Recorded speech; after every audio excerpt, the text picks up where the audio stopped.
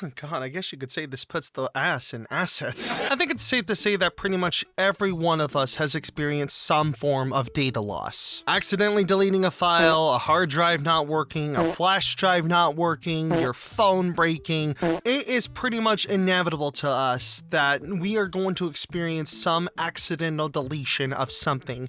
And I had just went through that not too long ago. I know this might sound very mundane and not worthy of making a video about, but trust me, there was a lot that happened. This is also going to explain a little bit of behind the scenes material, so if any of you are interested in that, you're welcome for this video. So whenever I make one of my videos, I usually keep all of my assets on one separate external drive. This is where I can store all of it in one convenient location, no other directories I have to deal with, and on top of that, I have plenty of space on that drive to also add other assets for videos. This is where I keep my logos, my banners, my backgrounds, my intro and outro, etc. Pretty much everything you see that is branded to this channel, it all goes in this directory. The drive in particular that I'm using to store all these is a Seagate Backup Plus, a 2TB one to be specific. And the reason why I'm mentioning that is because for some reason I was bothered by the fact that the drive was labeled Backup Plus, and I wanted to rename it so it was more accurate to what it was for, my YouTube assets. So I was gonna go and rename it YouTube Assets. Simple enough. Now, it should also be worth mentioning, and this has been spotted on my channel before, but I haven't really come out and fully stated it, but for the past 7 months, I have been doing a lot of my stuff on Linux, to be specific, Pop! OS. I was wanting to make a whole video discussing about it, but the reason why I didn't is because I don't subscribe to the idea of dedicating your entire life around one piece of software because I personally find it corny. I don't just mean like sharing love to a piece of software and saying that you use it a lot, that's fine, but I mean like dedicating it and saying that it was the one thing that made you successful and then writing a whole book about how using it has made you successful. I find that very corny, so that's why I never made a whole video talking about it. But anyway, in order for me to be able to change the drive name, I had to use the disk utility app that comes with the GNOME desktop environment, which is what Pop! OS is built off of. And for some ungodly reason, the people that made the disk app decided to have the disconnect button and the remove or format partition button to look the exact same in terms of size and appearance on the software. Yes, I know that it is red to indicate a warning. Yes, I know that there is a disclaimer before you go through with it, but still, the fact that they made the more dangerous option to use in the disk app more accessible and right in front of you is genuinely bothersome to me, because I genuinely fear that somebody is accidentally going to press this button in quick succession thinking that they had disconnected the drive, which a lot of people do through this app by the way,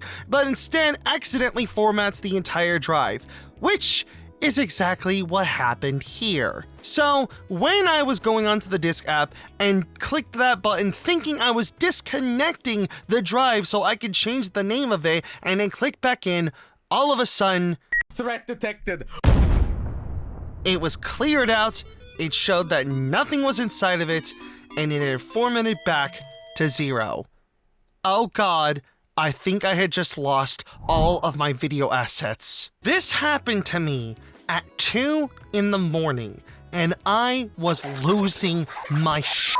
I was frustrated, I was freaking out, and I thought that I had practically lost some of the most important things that I use for my YouTube stuff. Can't wait for the next DLT Gaming video where I had to recreate my logo with cardboard and had to use ocean footage because I lost my marble background, pretty much like how I lost my marbles when this happened. I, honest to God, thought that this was the end of me and this channel, all because I had lost these files. I know that's a little extreme, especially since they're just a bunch of PNGs and MP4s, but considering that branding is very important to me, I felt like I needed to keep these files because of it. And I know I'm sounding a little over-exaggerative because there's a lot of other creators that have dealt with way worse data loss in their lives, and I genuinely do feel bad for them. So please don't think that I'm trying to say that this is the worst thing that's ever happened to me, but consider it one of the scariest things that did happen to me for a good while. What also made things very worse for me was that I also ended up losing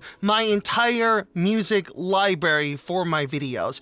And that was the most heartbreaking one to me, because if I'm gonna be honest with you, like, this is coming from me personally, one of the most difficult things about creating these videos is finding the right music to use. I'm being genuine here. If it wasn't for the music stuff, I would be able to produce way more videos because of it. I'm very particular when it comes to background audio for these videos. So that's it.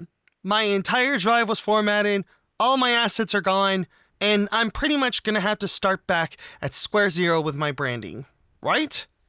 Well, fortunately, not necessarily. I also don't mention this a lot, considering that I, once again, don't brag about it, and it's also only visible if you've seen screenshots and snippets that I share around on social media, but I've been using DaVinci Resolve for about a year now. It's what I've been using to edit my videos, and I do like it, and it's now the third editor that I've used since Vegas Pro and Premiere Pro. Much like all of those editors, DaVinci Resolve has an archive backup feature that lets you not only archive the project file, but also all the assets that went with it. And best of all, it also recreates the directory names of those assets to make it easier to put back onto your system, which is really cool. I had only discovered this feature not too long ago, but thankfully I had like 3 projects that I had done this with. So I managed to scavenge through all of them, and lo and behold, a good chunk of the assets were there from that original drive. Some of my logos, some of the intros and outros, some of the background music, etc. So thanks to this alone, I was able to get back about half of what I used for my videos, which is honestly amazing.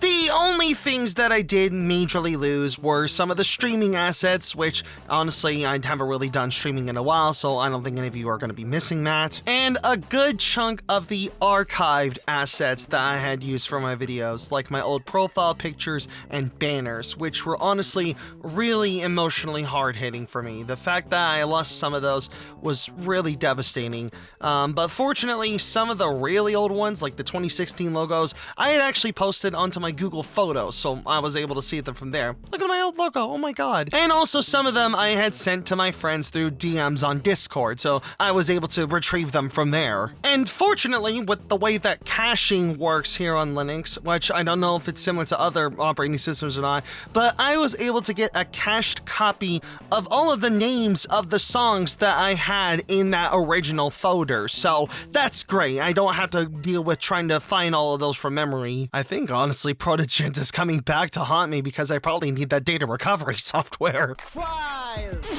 But I want to hear your guys' stories. What is your biggest story regarding data loss? Tell me in the comments. And if you have any other suggestions for what you want me to talk about next, and if you have any fan art that wants to submit to me, you can submit them all via all these social media links that'll be on screen right now and in the description below. And if you enjoyed this very insane one-off, very short video, then be sure to hit the like button, and if you need the subscribe button and the notification bell so that way you'll be notified whenever I upload a video. And if some of you want to support me even further, then you could go check out my Ko-fi and my merch store, which will both be in the description below. Anyway, with all that said, thank you all so much for watching, and I'll see you in the next video. Bye. God, I hope this doesn't happen again.